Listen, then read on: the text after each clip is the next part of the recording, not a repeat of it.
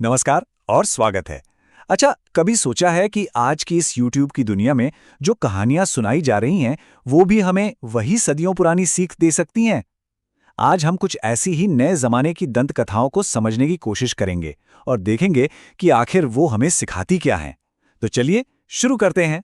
तो सबसे बड़ा सवाल तो यही है कि आज की इस तेज दर्रार डिजिटल दुनिया में इन सीधी साधी कहानियों की आखिर जगह क्या है? क्या ये सिर्फ बच्चों का मन बहलाने के लिए है या फिर हम सब के लिए इनमें कोई गहरा सबक छुपा हुआ है?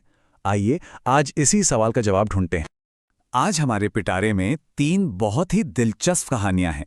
पहली है बर्फ की चादर, दूसरी जादुई टोकरियां और तीसरी बकरा बना भाई।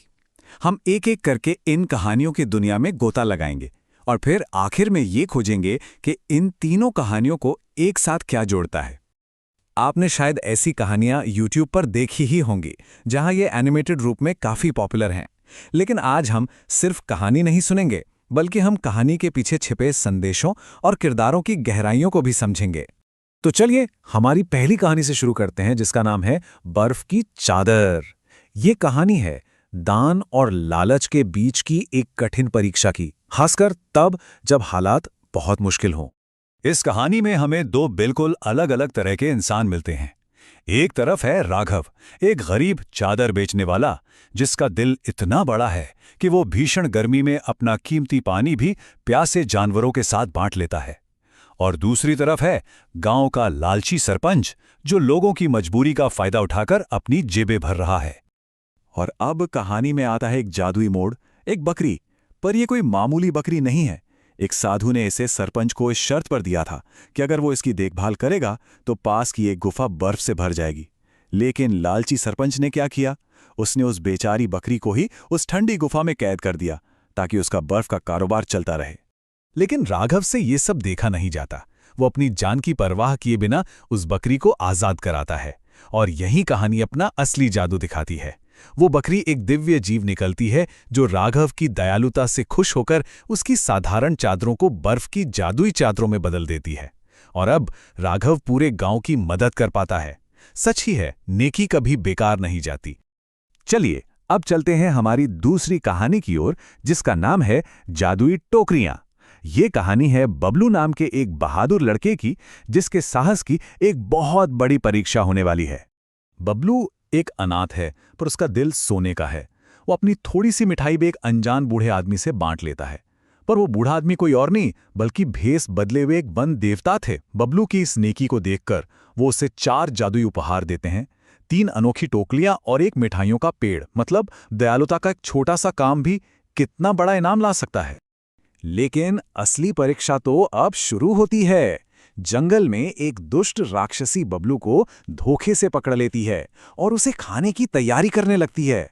जरा सोचिए, उस छोटे से लड़के पर क्या बीत रही होगी। पर बबलू हार मानने वालों में से नहीं था। उसे अपनी जादुई टोकरियां याद आती हैं। वो चंदा नाम की एक और बंदी के साथ वहां से भाग निकलता है।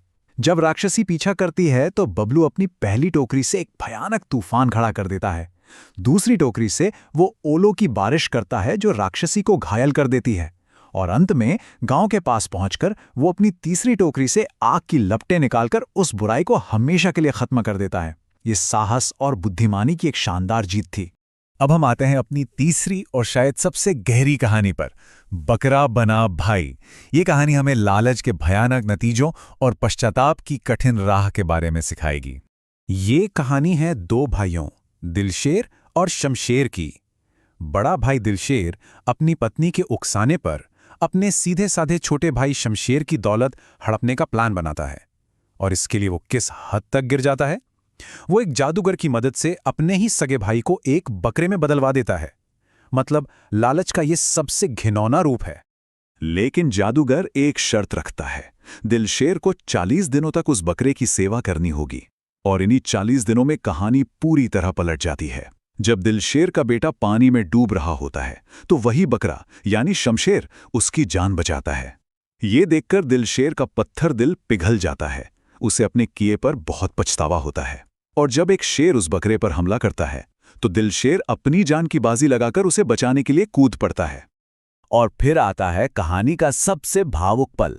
दिलशेर शेर के सामने खड़ा होकर कहता है, मुझे खा लो लेकिन मेरे भाई और मेरे बच्चों को छोड़ दो।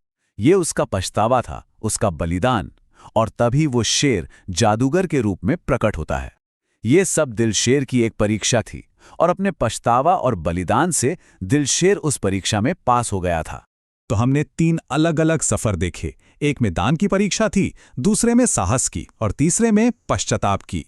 पर क्या इन तीनों कहानियों में कोई एक समान धागा है जो इन्हें आपस में जोड़ता है? आइए पता करते हैं। इस स्लाइड पर एक नज़र डालिए, ये बहुत दिलचस्प है। जब हम इन तीनों कहानियों को एक साथ रखते हैं तो एक पैटर्न उभरकर सामने आता है। हर कहानी का हीरो या तो दयालु है या अंत में सुधर जाता है। विलेन या तो कोई बाहरी शक्ति है जैसे सरपंच या राक्षसी, या फिर इंसान के अंदर का ही लालच। जादू हमेशा एक कसौटी बनकर आता है और सबसे जरूरी बात, हर कहानी का अंत एक साफ सीख पर होता है। दान, साहस और पश्चाताप की हमेशा जीत होती है। तो इन सभी कहानियों का सार क्या है? पहला, नेकी का फल हमेशा मिलता है। दूसरा, लालच या तो आपको बर्बाद कर देगा या पश्चाताप की आग में जलाएगा। तीसरा, बुराई का सामना करने के लिए हिम्मत चाहिए। चौथा, सच्चा पछतावा बलिदान मांगता है। और आखिर में, अक्सर कोई अलौकिक शक्ति हमारे चरित्र को परखने और हमें सही रास्ता दिखाने के लिए आती है। और ये सब हमें वापस हमारे पहले सवाल पर ले आता है। आज की इस उलझी हुई दुनिया में इन सरल नैतिक कहानियों का क्या महत्व है? शायद इनका सबसे बड़ा मूल्य इनकी सादगी में ही है। यह हमें याद दिलाती हैं कि चाहे जमाना कितना भी बदल जाए, दया, साहस और सही गलत की समझ हमेशा मायने रखेंगी। इस बारे में क्या विचार हैं आपके? जरूर सोचिएगा।